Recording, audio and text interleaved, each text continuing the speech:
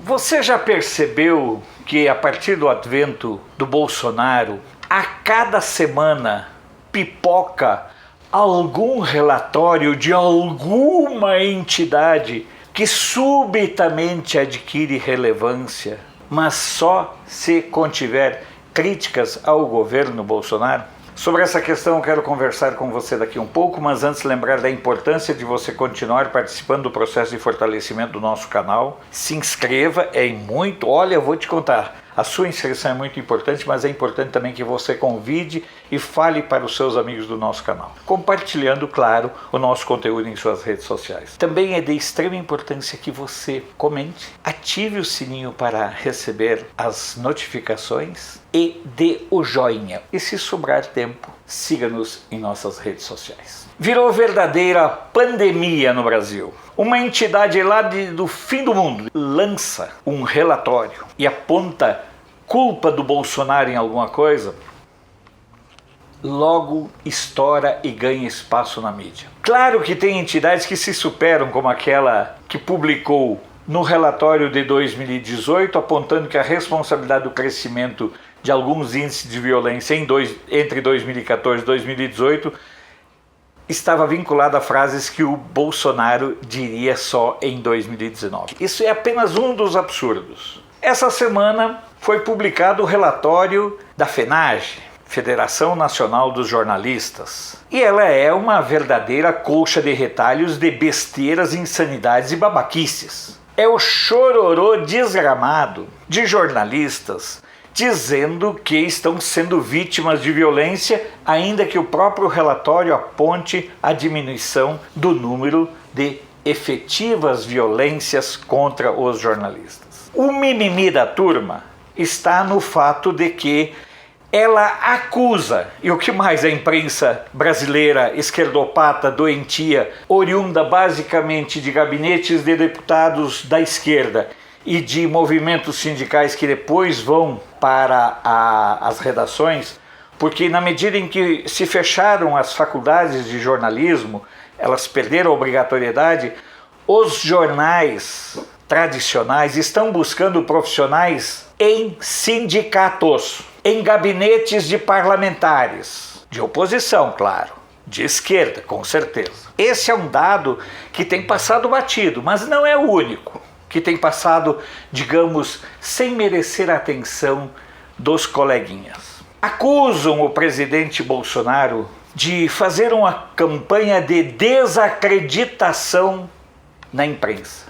Eu discordo. Nada desacredita mais a imprensa, a mídia brasileira, do que a própria imprensa, do que a própria mídia e os próprios profissionais que atuam na imprensa. Não venham com esse chororô de que o Bolsonaro agride jornalistas. Agora, quando jornalistas agridem, aí não tem problema. Aí é no exercício da profissão. Quando fazem perguntas intempestivas, quando saem das redações de jornais e TVs com o assunto pronto, só procurando alguém para assinar as aspas, aí é profissionalismo. Eu volto a dizer, o grande problema hoje dos profissionais de imprensa é que eles estão sendo formados nos sindicatos e nos gabinetes de deputados. E isso pesa quanto à qualidade e quanto à idoneidade dos meios de comunicação. Quem desacredita a mídia hoje são os jornalistas que nela atuam e os seus proprietários. Observem, e eu já falei isso aqui várias vezes, o caso da Folha de São Paulo. Ora,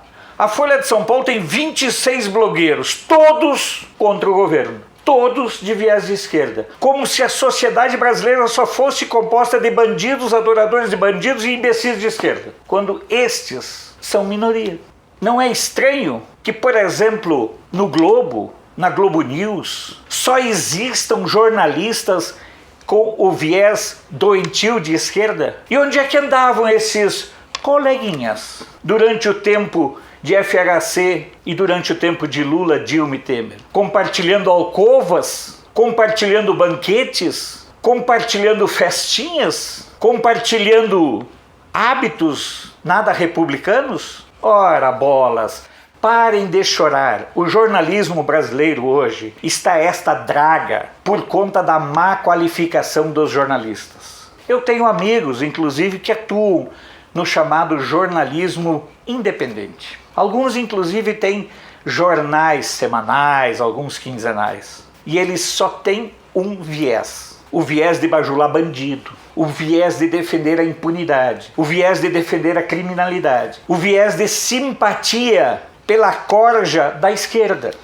E aí vem reclamar que o presidente da República atua para desacreditar a mídia. Não! Volto a dizer e enfatizar. Quem desacredita a mídia é a mídia. Quem desacredita a mídia são os noticiários, sem nenhum comprometimento com a verdade, manipulando, desinformando, omitindo e tratando as pessoas, o leitor e o telespectador, como otários, como bobos, como babacas, como imbecis, como massa de manobra que os meios de comunicação sempre fizeram. Não há pluralidade na mídia brasileira.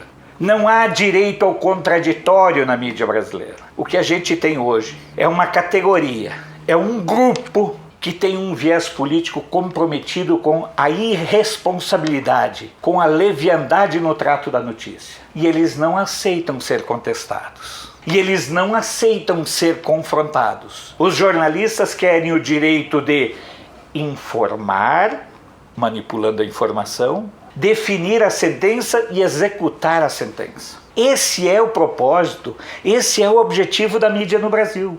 Ela não quer mais informar e manipular e desinformar, ela quer continuar tendo o direito de julgar e sentenciar. A mídia brasileira não percebeu que ela foi a grande derrotada, não só pelo Bolsonaro em 2018, mas pela sociedade no dia a dia.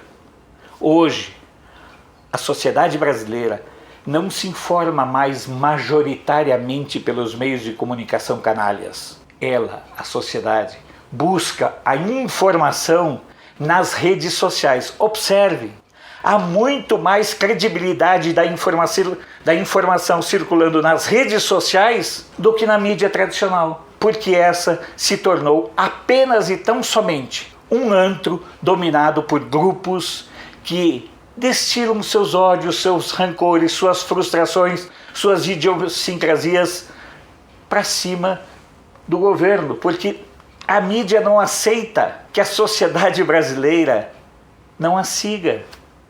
A mídia brasileira, ela não aceita que a sociedade brasileira não tenha aceitado ser conduzida e manipulada por uma mídia que quer um Brasil que não é o Brasil dos brasileiros. Simples. Volto a dizer, quem desacredita a mídia são os próprios jornalistas. Quem desacredita a mídia são os próprios profissionais. Sou Alfredo Bessoff, jornalista. Você pode não concordar com o que eu digo, mas eu tenho o compromisso de não silenciar.